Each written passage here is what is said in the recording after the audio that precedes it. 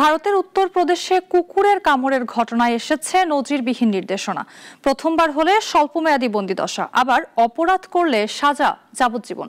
বিতর্কিত এই আইন ঘিরে তোলপাড় চলছে স্থানীয়দের পাশাপাশি প্রাণী অধিকার কর্মীদের মাঝেও। উত্তরপ্রদেশে কুকুরের কামড়ের ঘটনায় জারি হলো চাঞ্চল্যকর নির্দেশনা। বিনা উস্কানিতে মানুষকে কামড়ালে এখন থেকে শাস্তি পাবে কুকুরই। প্রথমবার কামড়ের অভিযোগে কোনো কুকুরকে 10 দিনের জন্য পাঠানো হবে পশু কেন্দ্রে। দ্বিতীয়বার একই অপরাধ করলে তার সাজা হবে যাবজ্জীবন কারাবাস। কারাদণ্ড মানে পশু কেন্দ্রেই বন্দি দশায় থাকতে হবে আজীবন, তবে শর্ত সাপেক্ষে পোষা প্রাণী হিসেবে গ্রহণ করলে মুক্তি মিলতে পারে। প্রথমবার 10 দিন পর্যবেক্ষণে রাখার পর কুকুরকে মাইক্রোচিপ বসানো হবে। এতে আবার যদি কাউকে কামড়ায় সহজেই শনাক্ত করে আটকানো সম্ভব হবে।